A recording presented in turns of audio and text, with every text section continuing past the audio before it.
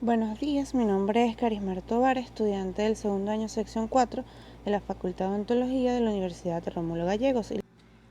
La periodoncia es una rama de la especialidad médico-quirúrgica odontológica que estudia tanto la prevención, diagnóstico y tratamiento de las enfermedades y condiciones que afectan a los tejidos que dan soporte a los órganos dentarios como lo son encía, ligamento periodontal, cemento radicular y hueso alveolar. El periodonto. Los dientes se encuentran rodeados por tejidos periodontales o periodonto. Estos proporcionan el sostén necesario para que puedan llevar a cabo diferentes funciones. El periodonto se encuentra conformado por lo que son las encías, el ligamento periodontal, cemento radicular y hueso alveolar.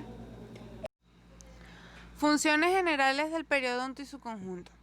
Las funciones del periodonto son como la nutricional, que se lleva a cabo gracias a los vasos sanguíneos, la función de soporte y protección. Los tejidos periodontales sirven de soporte y protección a los dientes para mantenerlos sujetos al hueso y protegidos frente a los agentes bacterias externas. Función sensitiva. Los nervios realizan esta importantísima función indicando, por ejemplo, sensaciones de dolor o de presión alrededor de los dientes.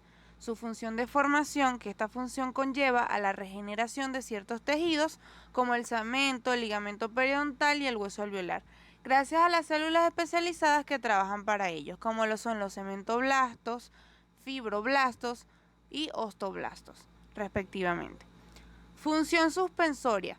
Las fibras del ligamento periodontal evitan el desgaste de la raíz dentaria contra el hueso alveolar, amortiguando las fuerzas y presiones que ejercen por acción de la masticación o de impactos externos sobre los dientes, realizando una distribución uniforme de cada una de las fuerzas. Es el conjunto de tejidos vivos que rodean y sirven de sostén al diente. Si esto te ayuda a recordar su significado, peri significa alrededor y odonto significa diente. Los componentes del periodonto son la unidad de inserción o periodonto de inserción. Se trata de los tejidos que sujetan al diente dentro de la cresta alveolar de los huesos maxilares. El periodonto de inserción está formado a su vez por el cemento, el ligamento periodontal y el hueso alveolar, y la unidad gingival o periodonto de protección, que lo forman los tejidos que protegen a los dientes de los agentes externos y son la encía y la mucosa alveolar. La encía. La encía es una fibromucosa formada por tejido conectivo denso, con una cubierta de epitelio escamoso que cubre los procesos alveolares y rodea los dientes. La encía es contigua al ligamento periodontal y en su exterior con los tejidos mucosos de la cavidad oral.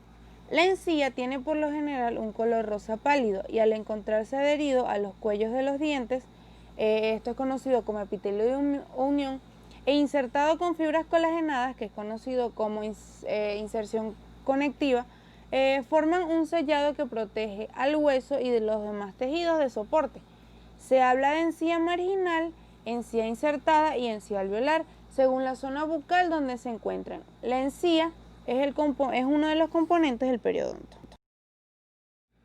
En condiciones normales, la encía posee tres áreas anatómicas: la encía marginal, encía insertada e encía adherida.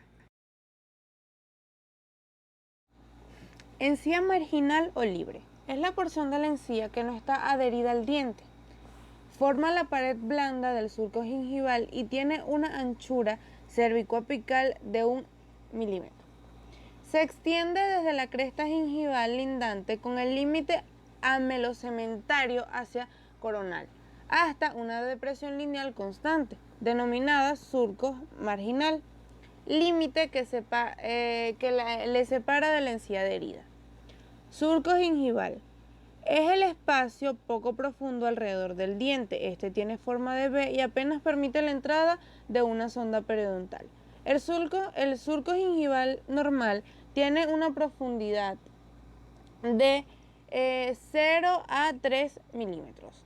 Está delimitado por un sector de epitelio de la encía libre y por el diente, esmalte o cemento cuando hay alguna erupción pasiva.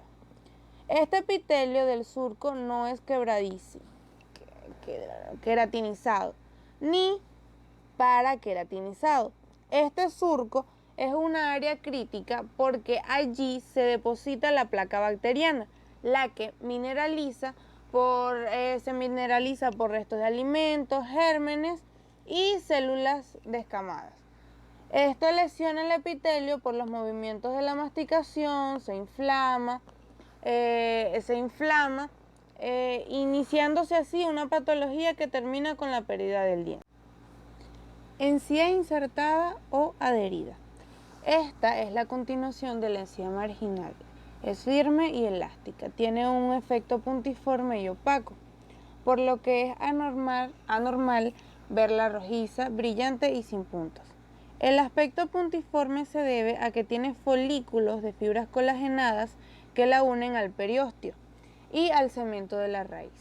El ancho de la encía adherida es la distancia entre la línea que separa la encía y la mucosa oral móvil, la línea mucogingival, y la protección a la superficie externa del fondo del surco gingival o de la bolsa periodontal. Se extiende desde el surco gingival hasta la línea mucogingival que la separa de la mucosa alveolar. Se incrementa con la edad y la extrusión dentaria. Encía interdental, también conocida como papilar o intraproximal. Esta es la porción de la encía que ocupa los nichos gingivales o espacios intraproximales entre el área de contacto intermediario y la cima de las crestas alveolares. Tiene forma triangular y puede asumir dos formas en el cul y pirámide desde una perspectiva proximal. La mucosa. La mucosa se halla revestida por la mucosa bucal y se extiende desde el borde rojo de los labios hasta el istmo de las fauces. La mucosa bucal está formada por un revestimiento que se encuentra en la cara interna del labio, cara interna de las mejillas, piso de la boca, cara inferior de la lengua y paladar blando. Estas zonas no participan directamente en el fenómeno masticatorio y no tienen tampoco receptores del gusto. Y tiene receptores del tacto y del dolor, como son la mucosa masticatoria y la mucosa especializada. Buenos días, mi nombre es Ana Bastidas de la sección 4 de segundo año de odontología y hoy les voy a hablar sobre las características histológicas de la encía. Tiene un epitelio que se divide en el epitelio bucal, epitelio del surco y el epitelio de unión. El epitelio bucal mira hacia la cavidad bucal desde la unión mucogingival hasta la cresta de la encía marginal. El epitelio del surco mira hacia la superficie dentaria, forma la pared externa del surco gingival y va desde la cresta de la encía marginal hasta la parte más coronaria del epitelio de unión. El epitelio de unión se encuentra inserto a la pieza dentaria y une la encía al diente. El epitelio del surco es plano, pluriestratificado, no queratinizado, tiene menos capas, más delgado y no posee estrato córneo. Se une al tejido conectivo por lo mismo que el anterior y se relaciona con el conectivo en línea recta. Por no ser queratinizado es semipermeable. El epitelio de unión es plano, pluriestratificado, no queratinizado, triangular con parte más ancha hacia coronario donde presenta de 15 a 30 capas de células. En su porción más apical termina en una célula. Se forma por la fusión del epitelio reducido del órgano del esmalte y el epitelio bucal durante la erupción de los dientes. A medida que la pieza va erupcionando, va disminuyendo su tamaño. Al finalizar la erupción, mide 1 milímetro. El tejido conectivo está constituido por fibras, células, vasos, nervios y matriz extracelular. El principal constituyente son las fibras. Existen diferentes tipos: colágenas, reticulares, elásticas, oxitalámicas y las más importantes y numerosas son las de colágeno. Las reticulares redondeadas los vasos sanguíneos, igualmente las elásticas, y las oxitalámicas se creen que son elásticas inmaduras. Las fibras colágenas se encuentran en la encía organizadas en haces llamadas fibras gingivales. Son dentos gingivales y van desde el diente hacia el interior del conectivo. Se insertan en el diente, la parte que queda inserta en el cemento, y calcificadas se denomina fibra de Sharpey. Tienen diferentes direcciones: ascendentes, que son hacia la cresta, horizontal, y descendentes. Están las dentoperiósticas, que van desde el cemento hacia el periósteo y tienen un trayecto descendente. Están circulares, que no tienen inserción y se encuentran rodeando la pieza dentaria. Están transeptales, que se encuentran entre cemento y cemento de dos piezas vecinas. Estas fibras le dan la consistencia a la encía. Estas fibras gingivales junto al epitelio de unión forman la unión dentogingival y se encuentran en un espacio llamado biológico. Mi nombre es Ixel Pacheco y les voy a hablar sobre las fibras gingivales. Las fibras gingivales están compuestas de colágeno, de elastina y de reticulina, y sus funciones principales son proporcionar la estabilidad al diente, también proveer la rigidez necesaria a la encía marginal para poder soportar las fuerzas a la hora de la masticación. Otra de sus funciones es unir la encía marginal con el cemento radicular y la encía adherida, así como también estabilizar la encía al proceso alveolar. Las fibras gingivales se organizan en los siguientes grupos: el grupo dentogingival, el grupo dentoperióstico y el grupo alveolo-gingival, que son los encargados de proporcionar la unión de la encía al diente y a la estructura ósea. También tenemos los grupos circulares, semicirculares, transgingivales y los grupos intergingivales y transeptal, que son los encargados de conectar los dientes entre sí. Las características macroscópicas normales de las encías. El contorno. El contorno o la forma de la encía varía considerablemente dependiendo de la morfología de los dientes y de su alineación en el arco dental, así como también su ubicación y el tamaño del área de contacto proximal. La encía marginal envuelve a los dientes de forma de un anillo, de un collar, y sigue un contorno redondeado en las caras vestibulares, linguales y palatinas. El color. El color de la encía insertada y de la marginal se describe como un rosa coral. Esto se debe al aporte vascular y al grado de queratinización del epitelio, así como la presencia de las células que contienen pigmento. El color varía entre las personas y parece relacionarse con la pigmentación de la piel. Esto se debe a que es más claro en personas rubias de tez clara que en personas trigueñas de tez oscura. El color de la mucosa alveolar es roja, uniforme y brillante, en vez de rosa y graneada. La textura.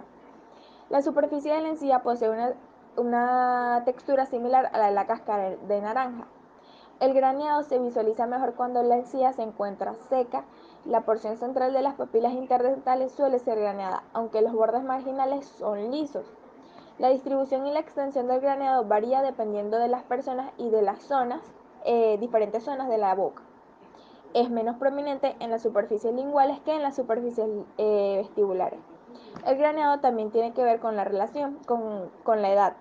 No lo hay en la infancia, por lo general empiezan a aparecer a partir de los 5 años de edad hasta la edad adulta, pero empiezan a desaparecer en la edad anciana.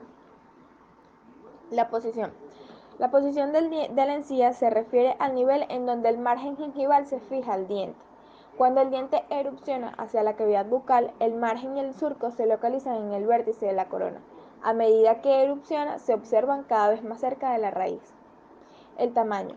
El tamaño corresponde a la suma total de la masa de los elementos celulares e intercelulares de la encía y su irrigación. La alteración del tamaño es un rasgo común de una enfermedad periodontal o de una enfermedad gingival. La irrigación, la inervación y el sistema linfático del periodonto. La irrigación. La encía recibe su aporte sanguíneo principalmente por los vasos supraperiósticos. Estos son ramas terminales de las arterias sublingual, mentoniana, bucal, facial, palatina mayor, infraorbitaria y dentaria posterior superior. La irrigación. La encía libre se encuentra en las ramificaciones vasculares de los vasos del ligamento periodontal y del hueso. Debajo del epitelio de unión hay un plexo de vasos sanguíneos llamado plexo dentogingival, el cual sufre una variedad de cambios luego de recibir estímulos proinflamatorios. La inervación. La inervación del periodonto se divide en nociceptores, mecanorreceptores y propioceptores. Los nociceptores son los encargados de percibir el dolor, los mecanorreceptores son los encargados de percibir el tacto y la presión, y los propioceptores son los encargados de dar información acerca de los diferentes movimientos y de las posiciones. Está inervado por el nervio trigémino. Los nervios que registran dolor, tacto y presión tienen su centro trófico en el ganglio de Gasser. La región apical del ligamento es la que contiene el mayor número de terminaciones nerviosas. La inervación de los arcos alveolo-dentarios corresponden a las ramas de los nervios maxilar y mandibular, la segunda y tercera rama del nervio trigémino, también conocido como quinto par craneal. El drenaje linfático de la encía.